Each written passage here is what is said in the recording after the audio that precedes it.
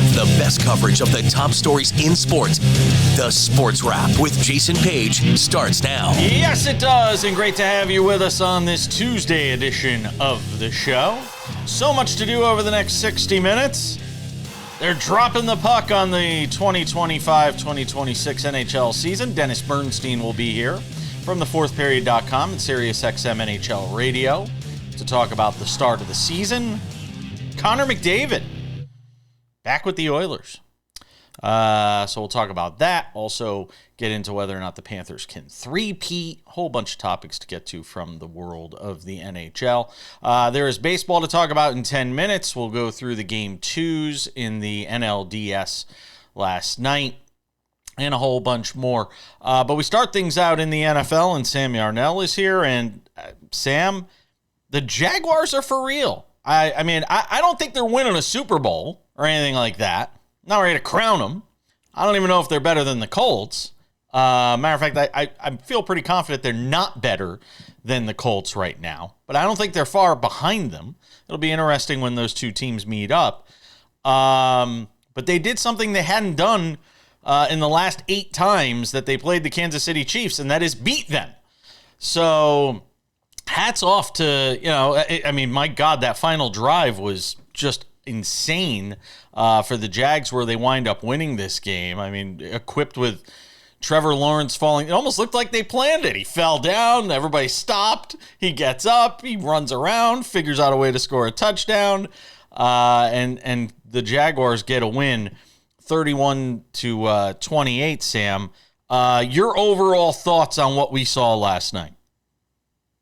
Yeah, it was in the second half, let's be clear, a great performance by the Jaguars. Because I'll tell you, Jason, I was sitting at halftime watching the halftime show, personally having bet the over myself, thinking, what are we doing here with another one of these primetime games? And Trevor Lawrence comes out. For the first half of that game, Patrick Mahomes looked like his normal self, and Trevor Lawrence, I'm sorry to say, it looked like his normal self, right? And then the second half was a completely different story. But at halftime, I was ready to say, all right, Jaguars, we got to seriously reconsider this whole Trevor Lawrence thing. And then he comes out guns a-blazing in the second half, and he looks like this world-beating quarterback. I think to an extent it looked like the training wheels were taken off, and Liam Cohen was just like, all right, Trevor, go try and figure it out and get us back in this game and see what happens. And it worked really well. Like you said, that little bit of backyard football at the end, Trevor Lawrence looked comfortable playing it, and maybe that's what the Jaguars need to do to remain competitive in what has become an ultra-competitive AFC South. I mean, who saw that coming, Jason? Yeah, I agree. Certainly not me. No, I saw. You know what the thing is? I'm starting to figure out that this is kind of what Trevor Lawrence is, though. Trevor Lawrence is going to be kind of this guy that one half you might get one thing, another half you might get another. And I feel like the die has sort of been cast at this point that, this many years into the league, you kind of are what you are. So I'm kind of accepting. I've reached the point of acceptance with Trevor Lawrence, who I always had big aspirations for, that this is just sort of what he is. There's going to be moments where he wows you. That dime he dropped in on that final drive, it was like a 25, 30-yard pass on a second or third down that he drops down the sideline to one of his receivers. I mean, that is an all-world throw that your best quarterbacks in this league are making, and he made it in that spot. So, look, hats off to the Jaguars, who are 4-1. Now to the other side of this, which is the Chiefs. You saw some things that encourage you. The fact that they were able to score points. And a lot of people kind of poo-pooed Xavier Worthy coming back into this lineup and what it would mean. It has opened things up a little bit in the receiving game, having all that speed that they do. And again, in the first half, you saw some things from the Chiefs that you liked. I'm encouraged by the fact that their offense looked like it was clicking a lot more last night. Kareem Hunt had a big night too, it felt like. But on a night where you do score 28 points, there's no way you can lose that game. You can't score 28 points with an offense that has struggled as much as theirs has on the road against a pretty good defense in Jacksonville and lose that game. And they did last night. And, that's on the defense. And Chris Jones just could not get He could not get to Trevor Lawrence, it felt like, throughout much of this night, Sam.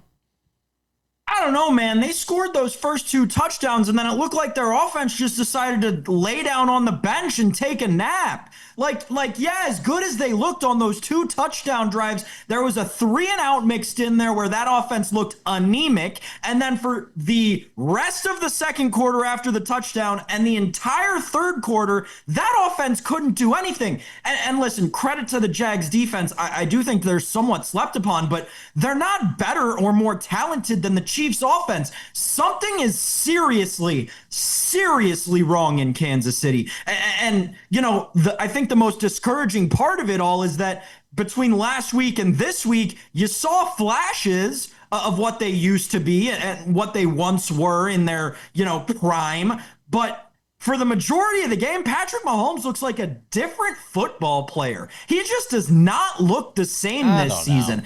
And it reflects in the numbers as well as the analytics, man. And I don't know. I just can't get over how this offense just seemingly wasn't on the field while the Jaguars not only pulled themselves back into this game, took a touchdown lead in this game. 28 points, though, you should win that game on the road.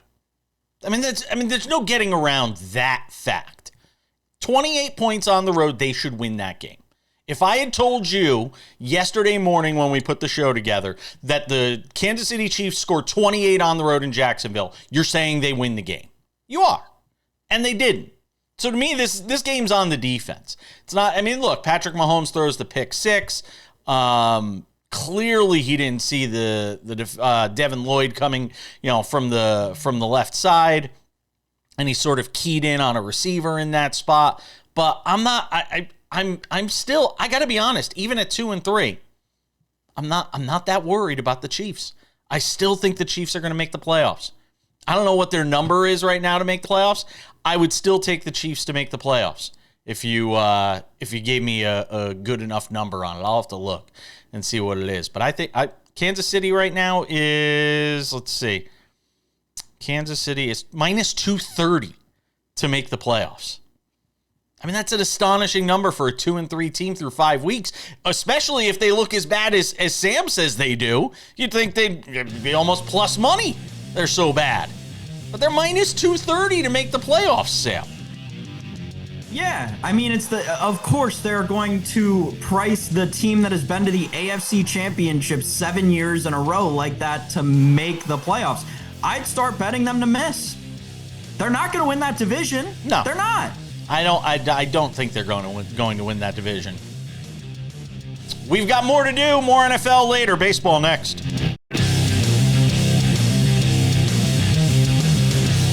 We'll go back to the NFL because everybody loves leftovers 10 minutes from now. Week 5 NFL leftovers. Jamming as much as we can. Dennis Bernstein in 20 minutes on the NHL. Start of the season on Tuesday. May have already started by the time you see this show. Sammy Arnell, let's talk some baseball. Hey, here's the good news. Yankees didn't lose yesterday because they didn't play.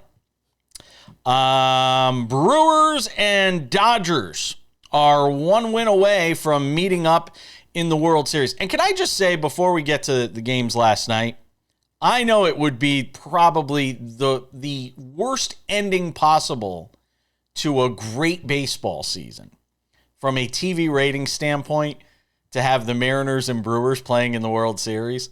But I would sign up for a Mariners-Brewers World Series, Sam. I as a baseball diehard, as a fan of the game, as somebody who would love to see Seattle finally get over the hump and win a World Series, I would love to see a Mariners-Brewers World Series. I don't know if it's going to happen. Dodgers haven't lost yet in this postseason. Brewers up 2-0 in their series. Let's start with the Dodgers and Phillies last night, Sam. And, a couple of great starting performances from Jesus Lizard and Blake Snell. Those two were fantastic. So we were just talking about Snell last week, weren't we, just when we had David Ardsma on about some of the stuff that Blake Snell has done in the postseason. Well, he did it again last night for 6 innings. And eventually the Phillies crack in the 7th inning and then mount this furious rally in the 9th inning, Sam. And man, oh man, I mean, some of the base running blunders, some of the stuff I've seen in this postseason, not just in this game, but throughout the postseason, has given me pause about how some of these teams even make the postseason when you have such boneheaded base running decisions. Nick Castellanos last night, who damn well should have been out at second base in that ninth inning, got lucky that the swipe tag missed. And then, I mean, I'm at a loss for how the Phillies have been sort of manhandled at home here in the first two games by the Dodgers, but maybe we shouldn't be. Maybe we're just forgetting the Dodgers are that damn good. Yeah, exactly. People completely forgot for like the last month and a half that the Dodgers are the modern day murderers row Yankees, and they're like minus 175 to win the NL now. I think it's gotten ridiculous. People finally caught back up to something that I guess we knew for so long, but then many people chose to forget that just the Dodgers are like the best team in baseball, and again, talent wise, it's not really close at all. I couldn't even tell you who's in second. To your point, though, at the beginning of the segment on the World Series, I think I said this on the show last week, but I'm definitely on the record. I want the Manfred quits his job special in the World Series. Give me Tigers, Brewers, and Rob Manfred to quit a month later. On that game last night in Philadelphia, I have never... I shouldn't say never. Since the Red Sox a week ago, I have not seen a team willingly give away a baseball game the way the Philadelphia Phillies did last night. They had at least the game tied with no outs and a runner on second base. And then that just horrible, just absolutely abysmal, despicable. I can't find enough bad adjectives to use about that call from Rob Thompson to bunt. And Max Muncy making the play of the night on that bunt throw over to third where they put the tag on Castellanos and cut down the lead runner. That was great fundamental baseball, and another reason why the Dodgers are the best team in baseball right now. Yeah. Head scratcher from the Philadelphia perspective. And I think you have to kind of look big picture now, being down 2-0 in a DS where you're heading back to Los Angeles to play the greatest team in baseball.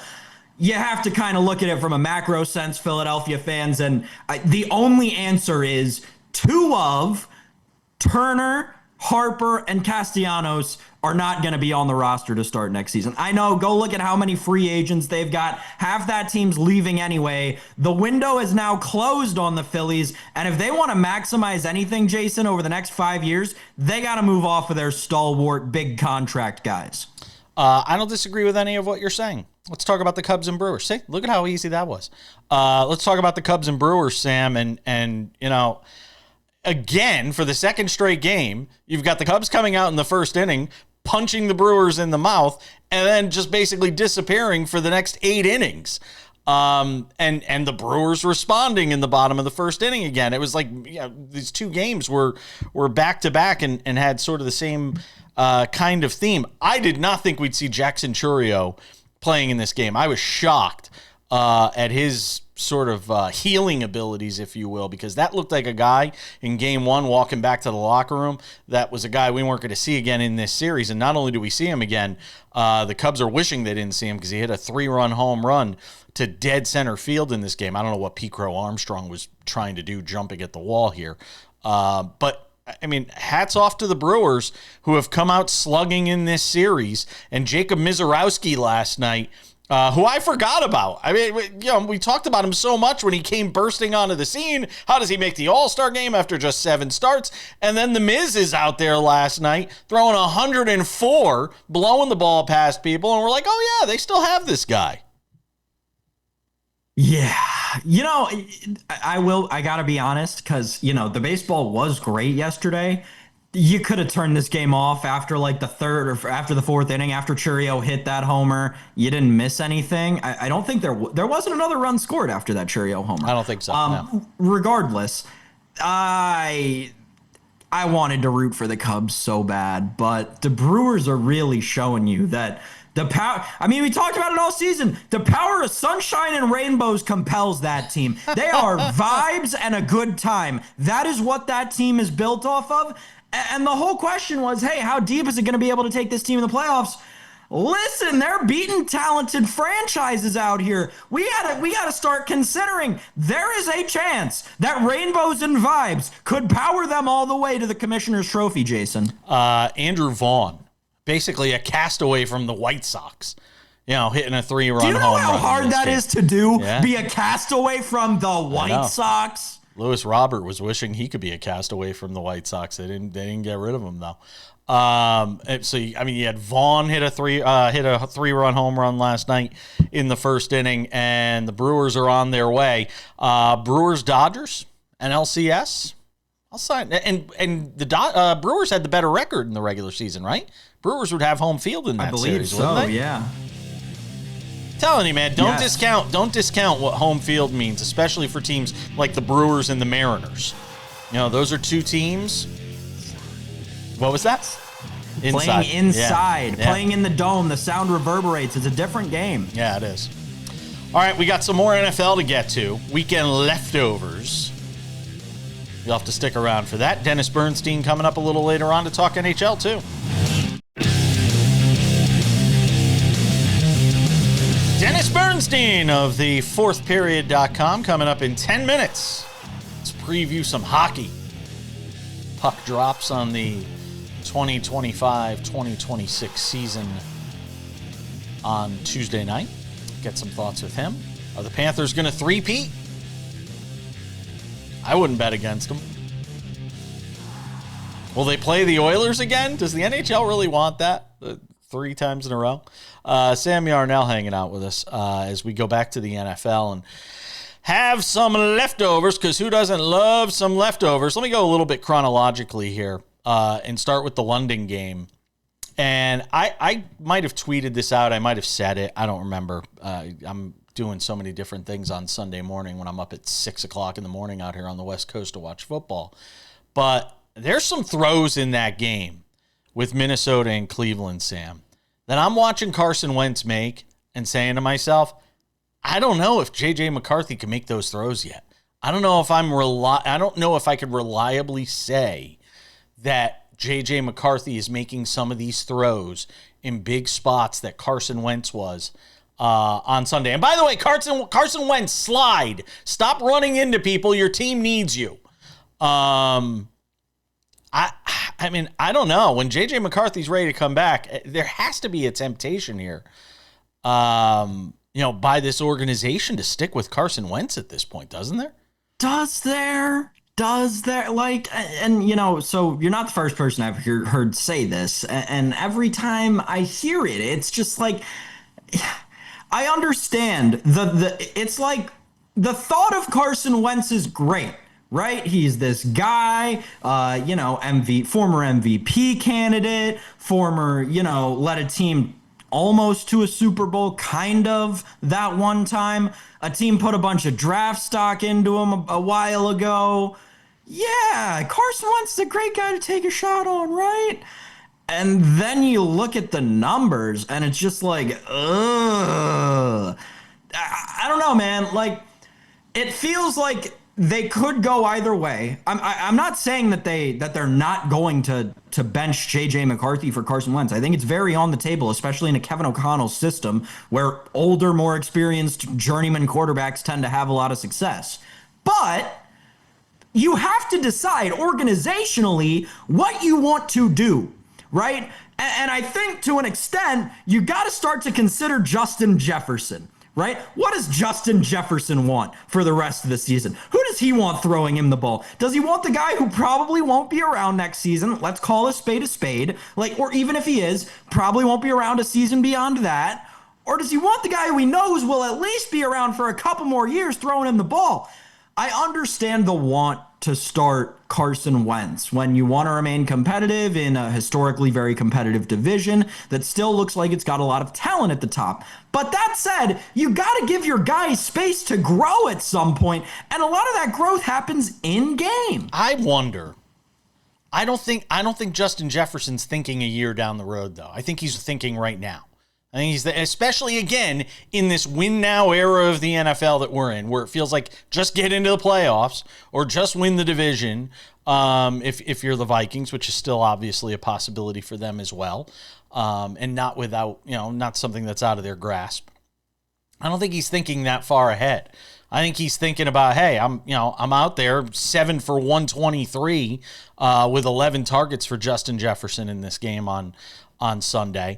And I think if we gave him truth serum, I think he's telling you he wants Carson Wentz. I think if we gave him truth serum, it doesn't mean that JJ McCarthy is still not going to be a great quarterback. But I think you ride I think you ride this Carson Wentz thing right now as far as you need to. Again, you could always go back to JJ McCarthy. He's just going to be happy to get an opportunity when that opportunity comes, and it will inevitably come. For this Vikings organization. The Amari DiMercato situation with Jonathan Gannon in Arizona this weekend, where DiMercato fumbles the football. Again, an inexcusable play, especially on the heels of what happened in the Colts situation. What was it, the Colts last week that it happened with, or last year? I don't know. But it's something that teams have been preaching. Yeah, teams have been preaching about. And then you get Jonathan Gannon smacking him in the chest as he walks away and is obviously really upset. Gannon has apologized since then. I've seen a lot of people talk about this and sort of bounce it around, how out of line is it? I'm honestly not going to go that crazy about it.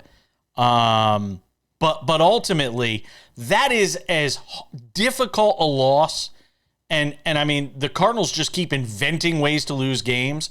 And the thing I noted at the end of that game, Sam, was the reaction of Kyler Murray when the game ended. Just shell-shocked. Your star franchise quarterback just shell-shocked sitting on the bench as everybody was congregating in the middle of the field. That was what stood out to me the most as that game ended on Sunday, Sam. Well, yeah, I mean, probably because that offense, again, not unlike the Chiefs, just took a quarter and a half of that game off, except the quarter and a half that they took off happened to be the last quarter and a half of the game when the Titans came all the way roaring back to win. On the Gannon DiMercato thing, couple of things. First of all, I'm sorry, it's just the truth. He didn't drop the ball. I know they reviewed it. I know they, looked at it 6 ways to Sunday. He didn't drop the ball. Go watch the replay. The ball was in his hand crossing the front of the plane of the goal line. He didn't drop the ball. It should have been a touchdown. That's the end of that. Now, to the Gannon reaction. Completely fine. Have no issues with it. If you do have an issue with it, that means you never played football before, and that's okay. Just say that because it's just the truth. That is how football coaches react when football players mess up football plays. It is a very normal reaction in the sport. I have absolutely no problem with it happening at the very highest level of the highest level of the sport. On the whole, we got to give credit to Cam Ward for this game.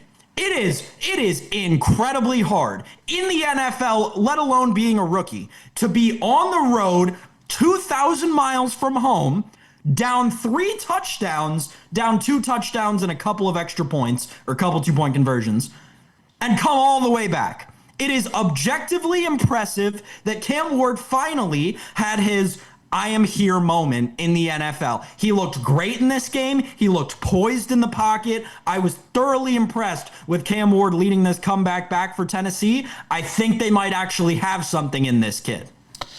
Remains to be seen. And I see so many of these rookie quarterbacks that we watch in year 1, and then in year 2 we're going, oh, where did it go wrong? CJ Stroud. Where did it go wrong?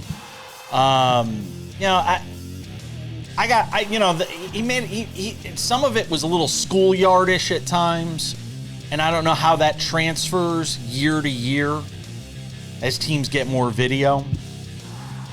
We're talking hockey next. Welcome back to this Tuesday edition of Sports Wrap. It's time to drop the curtain on the 2025-2026 NHL season. That means a lot of this guy, Dennis Bernstein, ladies and gentlemen. TheFourthPeriod.com, SiriusXM NHL Radio. You can catch him there on weekends and whenever else they need him. DB, good to have you back for another season. How are you, sir? Likewise, JP. It was good having the summer off for about 6 weeks. Then I got bored. I see you, though. You travel. I saw you. You're like, where in the world is Dennis Bernstein? I see you all over the place. And that was actually for business. My wife thought it was a boondoggle, but, well, I was there 5 days, only interviewed one day. But, yeah, the player media tour in Europe. So we got to interview 26 players in one day. Oh, wow. So we went from 8 a.m. with William Nylander all the way to 4 p.m. with Urho, Vakanainen from the Rangers, nonstop. It was memorable, but yes, the next regular season is here. Happy to talk to you boys about it. Let me ask you something. Right off the top here on the news of yesterday, and that's Connor McDavid. Re-signing with the Oilers. Obviously, it's great for that franchise, great for the organization, great for the league. The one thing I note, though, from a macro view, is just when you talk about one of the greatest players in the game, and you're talking about a 2-year, $25 million deal. And I'm watching, I mean, my God, that's like chump change for some of these guys and what they get in the NBA and the NFL. And it kind of blows my mind for all the talk about player salaries and the WNBA and what they think they're entitled to, that I don't hear more NHL players saying, hey, where's our money? Yeah, well, because how much do you need? How much is too much? Like, did Connor need to be the highest paid player in the world? No. And now you're starting to see it. It's not Connor McDavid, because that was an under-market deal because he wants to win and wants to give his team more salary flexibility to build a contending team. Not a contending team, but a winning team. But you're seeing kids who played maybe 1 or 2 seasons, like Luke Hughes in New Jersey, right? Or Jackson Lacombe here in Southern California for the Anaheim Ducks. They're getting $9 million a year. They're just coming out of they haven't even completed their rookie contracts. So it is escalating. Am I surprised? No, because there's a salary cap. And if you want more equity in building teams, so a team in South Florida can win a title, you have a salary cap. But it's escalating. It's going to escalate quickly. And Connor's going to get his money regardless. He's already got his money. He's still getting more money. He'll get another contract. If they win in Edmonton, he'll stay there. If not, he'll move on to somewhere else. So I think he can finally get his first Stanley Cup. So, Dennis, that kind of leads into my question, because when I saw the breaking news for the contract, the time period was obviously the big thing that made me kind of scratch my head. We talked so much about, they lose the Stanley Cup and, is this it for McDavid in Edmonton, yada, yada, yada. Then he comes back and signs a 2-year deal through his age 30 season. You think that if they don't win the Cup during this contract, he'll leave for his next contract? Yes. Yes, the clock starts now. And people said the clock that started on the last contract, I never thought he was leaving, because here's the thing, Sam. He hasn't finished the job in Edmonton. Had he won the last 2 seasons and got to the final, he could walk away, build a statue for him outside Rogers Place, and everybody would be happy. The job's not done there. He loves playing with Leon Draisaitl. Evan Bouchard's a pretty good player. They went to the Cup final. And where else would he go right now, Sam, where they have a better chance of winning than in Edmonton? The only other team better than them were the Florida Panthers, and then Barkov's probably gone for the season. So I was not surprised at it, because this guy is solely focused, Sam, on completing his legacy, which is winning a Stanley Cup. It's the one thing that's eluded him throughout, and that's why he did the deal he did. But if they don't win in 2 years from now, he'll be gone. He'll be going to somewhere else where he thinks he can get that first Stanley Cup. We're 4 minutes into this conversation, and it just goes to show you that yet again we're disrespecting the Florida Panthers, because we haven't even talked about them yet, and they're the back-to-back champions. Tell me what you think, if you had 1 or 2 things that you think are most important for them in trying to pull off this three-peat, what is it? They're not going to. They're cooked. I went on SiriusXM 2 weeks ago and said it when they first asked me. They lost their best player, Jason. They lost their best player. The player that's hard, other than Bobrovsky, is he irreplaceable? They're not that good. Who's going to pass Sam Reinhart the puck? Sam Bennett? He's not that type of player. Who's going to defend Connor and Leon in the playoffs? Not Sam Bennett. Like, they will not repeat. It was a great run. They should celebrate it without Alexander Barkov. Even if he comes back late, they're not winning this time. It's interesting. It's health and it's attitude. This team has the right attitude, Jason. They do. They want to win again, and they're brave and they're saying all the right things. Without your best player, you're not winning a Stanley Cup. There's too much margin there's too much not separating all these teams. Dennis, the player I've been hearing a ton about from youth circles and whatnot is this Ivan Demidov kid, and obviously so much going on around the Canadians this year. Yeah. What are you expecting from Demidov and the Canadians under Martin St. Louis this year? Well, they overachieved last year, Sam. So I'm on the fence about them being a playoff team at this point. Demidov is the leader for the Rookie of the Year award, which is called the Calder Trophy in the NHL. Super talented kid, great shot. They were thrilled to get him at the 5th overall pick. Some people think when he was drafted, he should have been 1st overall. It's going to be an exciting year. They should be a better team. I think they have a weakness at second line center. Where they have Oliver Kapanen or Kirby Dach, and that might separate them from teams like Ottawa, who's getting better, and teams like Columbus and the Rangers, because you got to figure Rangers are going to be in a mix as well. So I'd manage my expectations. They're on the right track in Montreal. I just think there could be a little bit of regression. I don't think they're a top 3 team in the division yet. All right. We're hanging out with Dennis Bernstein, the fourthperiod.com and SiriusXM NHL Radio. I don't have enough time to ask another question, so we're going to hold him for one more segment. We're just going to look awkwardly here at each other while we figure out how to kill the final 35 seconds of the segment. I'll sit here and think up of a question to ask him about the Rangers when we come back on the other side as well, because anybody knows I'm all about the Rangers. We'll see what they look like this season, because they can't look worse than they did last year. Are you going to make a bold prediction on the Rangers like you did last year and have it blow up on you, Dennis, or what? No. No? No bold predictions on the Rangers? Not on the Rangers. All right. They'll be better, but nothing bold. We're coming back. Lots more to do on this Tuesday Sports Wrap.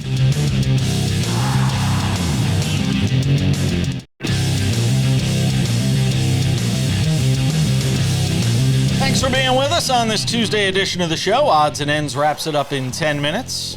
An update on the Mark Sanchez story from where we were in it yesterday, and it's not good for Mark Sanchez. The more we get on this story, the worse it looks for Mark Sanchez. We'll get into that. Dennis Bernstein of the Fourth Period is here.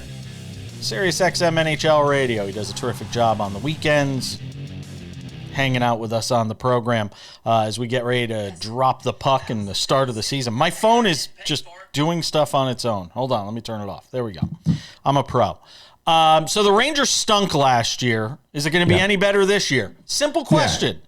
Yeah. Mike Sullivan's a great coach. You'll see how great he is this year. Everybody stunk last year. You're right. This is a different team with different motivations, with still a very, very good players. Now, you talk about contracts. What's going to happen with Artemi Panarin? He's in the last year of his deal. He hasn't signed. We talk about Connor McDavid so much, we forget about these other great players who haven't signed. I think they're at least a wild card team. I think they bounce back because, again, they still have Shesterkin, who's a great goaltender. Adam Fox, I think, unfairly was criticized last year for not having a great season. The team wasn't very good around them. I just think they can't be that group of players can't be that bad for a second consecutive season, especially with a coach who is probably at this point better than Laviolette. Down the island, Dennis, the New York Islanders are staring down the barrel of missing the playoffs for the 3rd time in 5 years. They're months removed from firing Lou Lamoriello, and they're projected for like 83 points this season. They're probably not going to make the playoffs. On the heels of this area, I guess, I don't know what to call it, the jurisdiction, investing millions upon millions of dollars in this franchise, building a new arena, all of that. What is this team going to have to do to kind of live up to the expectations that the market is putting on them that they clearly haven't lived up to yet? It's New York. They have to win, Sam. That's all people care about. People are front runners, right? That's all they want. But look, here's the thing, Sam. They had to build an arena. If you ever walked into Nassau Coliseum these days, you would know, like, if you didn't step over a rat, you'd probably get hit in the head with a pipe from the decrepit building that still stands there. They needed to do that. They were playing in Brooklyn. I saw them play a game in that place. Yeah, with an off-center scoreboard and a car. No, they needed it. And the area does love that franchise, right? Because it's the first one that had, it was born in Long Island. They'll be an exciting team this year because Matthew Schaefer, the first overall pick, if you saw the draft, he was very emotional, cried as I think one of his parents passed away. He made the team as an 18-year-old, which is rare these days. They'll be more exciting because Matthew Barzal will be back from injury as well. But I agree with you, Sam. At this point, they look like a 9th or 10th place team in the Eastern Conference. A lot of things would have to break back, including get more offense, which would be tough because they traded away Brock Nelson, so they don't really have a quality 2C. So yeah, they're a team that's probably going to be in the 80 to 85 point slot, and that will make the playoffs. Dennis, give me a thought on Carolina. You know, they landed one of the biggest free agents in this offseason with Nikolai Ehlers. You know, give me a thought on this team coming off where they were last year, projected to be a 100-point team, Stanley Cup odds at plus 800. A thought on Carolina as the big contender in the East. No long question is their goaltending, because they will be a 100-point team. They probably win the division. Like, did they get Nikolai Ehlers, who's an excellent scorer on their either first or second line? This is a very, very good team. I just have PTSD from picking them for like 2 or 3 years in a row when they couldn't get over the hump. Now, why couldn't they get over the hump? The Florida Panthers. And as I mentioned before, I don't think the Florida Panthers are going to be a factor in the Stanley Cup playoffs. So that opens a path. That opens a path for a lot of teams. Basically, all of them, Jason, all the contenders now say, okay, the champs are not what they once were. Certainly, Carolina can get to the Stanley Cup final. They're that good. I question their size. They're still not a big team, and I don't think they have the right player at 2C. They have Logan Stankoven, who's about 5'6", as their second-line center. I think that lack of size, physicality, might cost them in the playoffs, but this is a threat to win the Stanley Cup. They're an excellent team, and again, they should be at the top of the Metro Division. Dennis, out in Jason's neck of the woods, the Vegas Golden Knights are seemingly like not being talked about for adding all this talent they had this offseason. Mitch Marner comes in. He's going to play on that line with Eichel and Barbashev. In your opinion, is that the best number one line in the NHL right now? Well, it may be, but here's the thing, Sam. Their third line now is Riley Smith, William Karlsson, and Mark Stone. That might be the best third line. This is a deep, dangerous team. Now, here's the thing about the only thing I'll say about this thing. One caveat I have up to say. Look, Jack Eichel could win the Hart Trophy, getting passes that he never got from Mitchell Marner. That's going to be, you got to entertain people in Vegas. They're going to be entertained if you go to Vegas Golden Knights. But Alex Pietrangelo gone. He's not playing. He's hurt. Right? He's probably done with his career. They traded Nick Hague to fit in Mitch Marner, who's a great defenseman, 6'6" big kid. Right, Nick Waugh had to go back in the trade to make room for Marner. It was a sign and trade deal. I'm not sure they'll be as good defensively, Sam, to be honest with you, but they're absolutely a deep, dangerous. Their top nine could beat anybody. Yeah, arguably that first line could be the best first line in the NHL. If it's not, it's certainly top three. They're going to score a lot of goals. The question is Aiden Hill going to be good enough for the playoffs and can they keep the puck out of the net? Because they will be entertaining. They'll be deep and dangerous. As I said, I like them to win the division. They could get to another cup final. They're that good. All right, I'm going to put you on the spot here in the final 30 seconds, Dennis Bernstein. Something we can pull out of the vault 6 months from now. Please do, and use it against me. Yeah. DB, give me your Stanley Cup pick. I like the Colorado Avalanche. I'll see him tonight here in Los Angeles. They open season here. Cale Makar, 30 goals last year as defenseman, won the Norris Trophy. Nate McKinnon is still a top three player. We tend to forget about him. Love it, the addition of Brock Nelson. The question there is, can a team carry Mackenzie Blackwood to a title as the goaltender? Like, he's never been that deep before. But remember, in 2022, last time they won the Cup, they had Darcy Kemper as the goaltender. So they don't need a top three goaltender. I like the Colorado Avalanche to win it all. Dennis Bernstein, appreciate you, my friend. Always a pleasure, guys. Talk to you soon.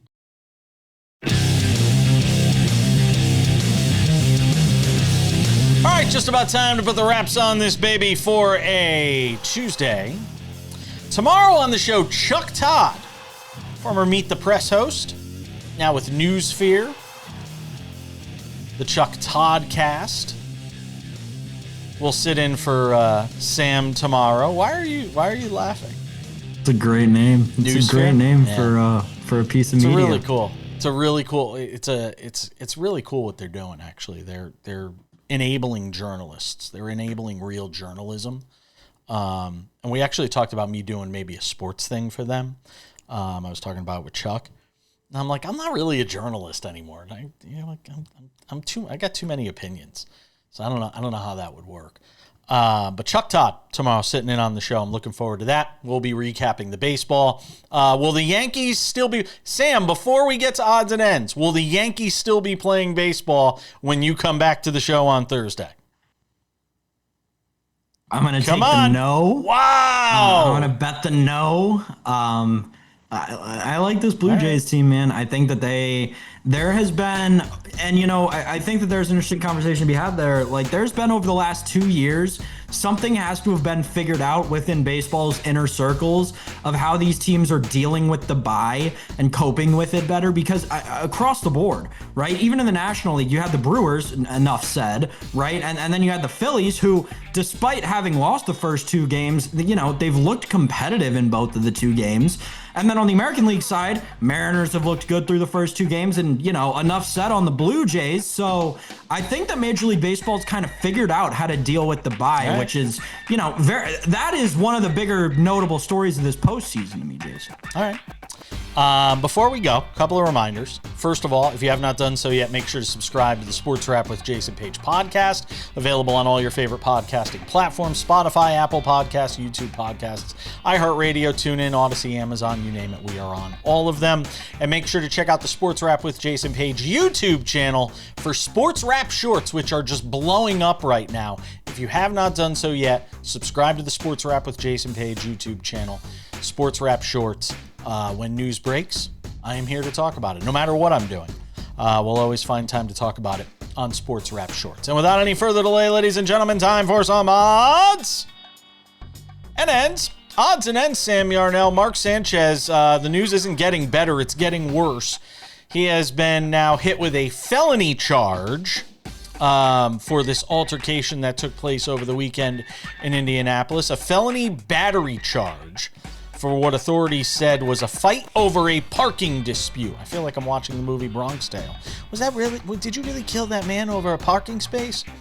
Marion County prosecutor Ryan Mears announcing the new charge. It's battery involving serious bodily injury, carries a potential sentence of 1 to 6 years in prison. I will just say this real quick. I'd be shocked if Mark Sanchez did any time behind bars. I really would. Yeah. Given the fact that he has no priors, it seems like this might have been alcohol fueled. I'd be shocked. That's just what I'll say on that. Odds and ends, Sam Yarnell. Kyron Lacey. This story emerged over the weekend, and we didn't have time to get to it yesterday on the show. But Kyron Lacey was involved in a motor vehicle accident. Somebody lost their life. A lot of people had suspected, and he had been charged, I believe, or indicted for what people thought was his involvement in it, him causing it. And now video evidence, after he took his own life, and obviously a poor mental state of mind, following the fact that he was indicted, lost his potential NFL career. This was a guy that would have been playing on Sundays in the NFL.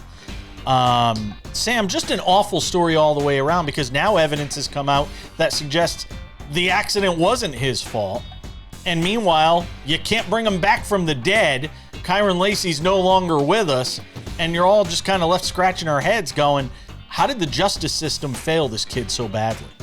I mean, beyond that, the guy wasn't involved. Like, they pinned this on a kid who was 70 yards away from the incident when it happened.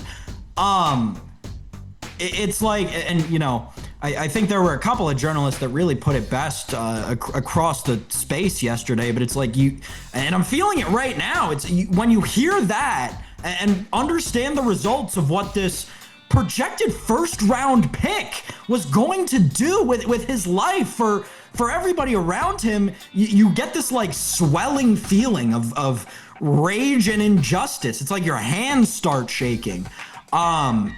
It is unfathomable what this human being had taken away from him because of something that was completely not his fault, had nothing to do with him, just because, some bystanders happened to say that that's what they thought they saw happen.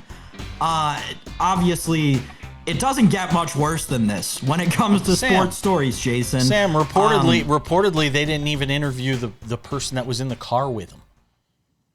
I mean, it's nuts. There's no justification for how the justice system in America can allow this to happen to somebody. And that's not to say that, it doesn't happen every day across the country in America. Yeah. But that said, and it's a shame that this is the example that has to bring all this stuff to light. But I just hope that there's something that can change down the line because of this. Because It's really unfortunate. Yeah, he got for railroaded. all of us as sports fans, but especially for Kyron Lacey and his family. Yep.